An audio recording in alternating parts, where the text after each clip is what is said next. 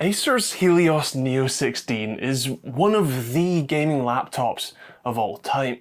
With an RTX 4060 laptop GPU with 8GB of VRAM, an i7-13700HX 8 plus 8 core CPU, just 16GB of RAM in my model, and a shockingly small 512GB SSD, this is a bit of an interesting combo.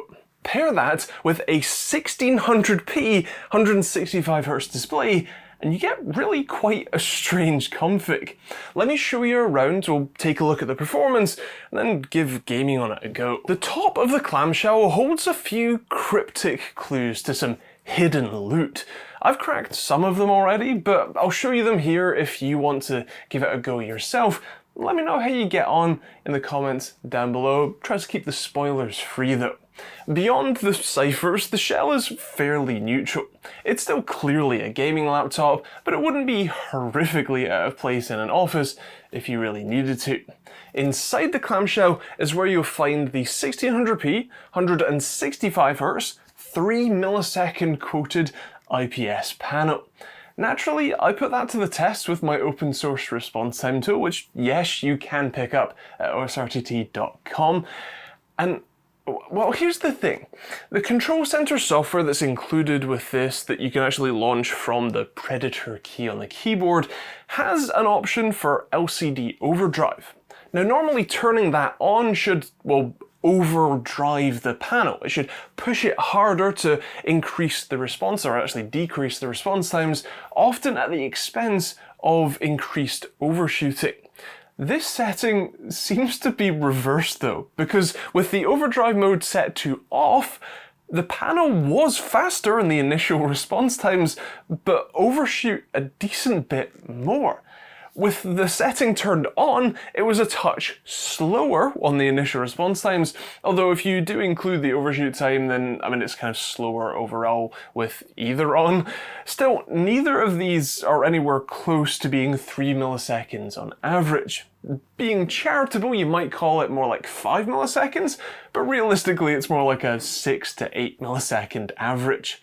To be clear, that isn't all that bad, but also isn't what they're claiming literally with a sticker on the panel. When it comes to colours and brightness, I would say that to the eye this looks just a touch dull. It gets pretty bright, far more than you need for especially a darkened room, but the colours don't quite pop as much as some of the other panels that I've tested recently, although I might just be spoiled by the OLED that I reviewed recently, reviewing the cards above. But that is borne out by my Spider X results, where the panel roughly covers 100% of the sRGB spectrum and around 76% of the DCI-P3 spectrum. For a gaming laptop, that is more than enough, but I have had some other gaming laptops in that cover more like 90 to 100% of the DCI-P3 spectrum, which is much wider, and they do have the edge when it comes to vibrancy. Brightness comes in at 534 nits at peak and a contrast ratio of 1200:1, a touch better than your average IPS panel. What's also pretty impressive is the sort of low brightness, the 0% brightness, which is just 22 nits. Color accuracy is pretty good with an average delta E of 1.83, which isn't quite perfect for content creation, but it's also not all that far off, and for more occasional use, I don't have a problem with these results. Of course, to drive that many pixels needs some pretty beefy hardware. I'm not sure if an RTX 4060 laptop GPU, especially with its 8GB of VRAM, quite qualifies here, but the performance is still pretty good. At the full 1600p, you'll struggle to find games that can run anywhere near the full 165Hz refresh rates, barring the more esports titles like CSGO and Rainbow Six Siege. The former of those tops out at just shy of 500 FPS average on low settings, and the latter a hair under 300 FPS on more like medium.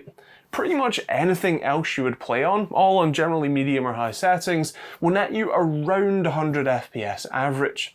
While that isn't too bad, it is a bit of a shame to have such a high resolution and refresh rate display without having the horsepower to properly match it. At 1080p, for a bit of comparison, probably unsurprisingly, you'll find that the Helios Neo is trading blows with the other 13th gen Intel and RTX 4060 laptop-based machine that I've tested recently, that being the XMG Focus 16.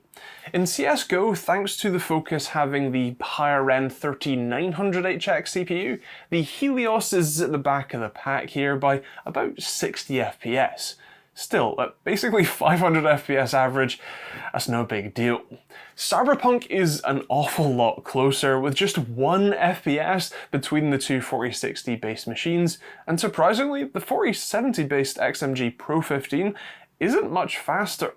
Shadow of the Tomb Raider has the Neo at 1 FPS faster than the Focus, and a more convincing lead for the 4070. Fortnite is a bit of a weird one, and I think that my data, especially for the Focus 16, isn't the best, so it's probably best not to dwell on this one for too long. Microsoft Flight Simulator sees the 4060 machines effectively tied, and again a small lead for the 4070. Hitman, especially due to the heavier physics load during the benchmark, sees a little less performance on the Helios, I think thanks to the slightly slower CPU. Still, 173 FPS average is plenty fine, especially on medium settings. And lastly, in Rainbow Six Siege, you'll find the CPU is again the likely culprit for the touch less performance that you get from the Neo, but again, around 400 FPS average, I can't complain much. A quick peek at the CPU performance shows that the 13700HX is pretty much on par with the 12900H in single core performance, the last gen chip, although the extra 2 performance cores do help it handily beat it in multi-threading. Interestingly though, likely thanks to thermal throttling from those extra cores, in Blender you'll find that the 13700HX is actually running behind the 12900H, especially in the longer gooseberry render. Still, you've got plenty of performance here. So those are the numbers, but let's talk about what it's actually like to use this. The keyboard is nice enough, it's nice and responsive, especially for gaming. The panel, while not perfect, still offers a great experience, even for faster paced games. It isn't exactly your next esports, pro machine, but it isn't going to be a big hindrance in your gaming experience. It's remarkably quiet while gaming too. It's still a bit of a jet engine, of course, all gaming laptops are, but it seems just a touch less intrusive than the other machines that I've used, and that's quite nice. I did actually really enjoy gaming on it, and I think that's what matters most with a machine like this. Ports wise, you'll find 3 USB-A ports, gigabit Ethernet, headphone jack, microSD card reader, 2 Thunderbolt 4 ports on the back, along with HDMI and the DC in for the frankly massive power brick that's pretty hefty too. You'll also find inside the laptop a 90 watt-hour battery that Acer has taken the wireless approach to mounting. You'll also find 2 M.2 slots, one of which in my case is populated with a pretty meager 512GB SK Hynix drive, although the config that you can actually buy right now has a better, although still a little limited, 1TB drive instead. You have 2 SODIMM DDR5 slots, which again in my case are populated with 2 8GB DIMMs. That does seem a little light for this sort of spec and price, but that seems like that's your only option. Luckily, you can just upgrade both the storage and the RAM later if you want to. Otherwise, I would say that this is a decent, if slightly unusually spec'd machine. It seems to be available for around £1,700, which looks like a whole lot for this. XMG's Focus 16 with the same spec is pretty much the same price, save for the import fees that you'll have to pay now, somewhat frustratingly, and that's a little bit more of a premium machine. You can also spec the RAM and SSD from the factory with the Focus 16, which I would personally recommend more like 32 gigs of RAM and at least 1TB of SSD space, but 2 terabytes is better.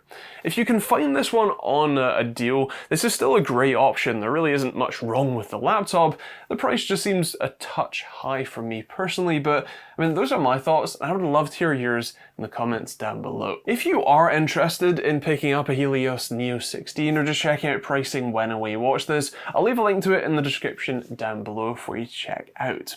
If you're interested in seeing more videos like this one, more laptop and just generally gaming hardware reviews, check out the subscribe button and the bell notification icon. There's also plenty of other videos on the end cards, including the Focus and XNG Pro 15 reviews or comparisons that should be on the end cards. And if you want to support the channel, you can pick up one of the open source response time tools. You can support through YouTube, Patreon, pick up a hoodie or t-shirt like this one, or a load of other ones that I designed myself. Or there's a load of other affiliate links to places like Overclocks UK if you happen to be buying from there in the description. Otherwise, that's pretty much it. Thanks for watching, hope you enjoyed it, and we'll see you on the next video.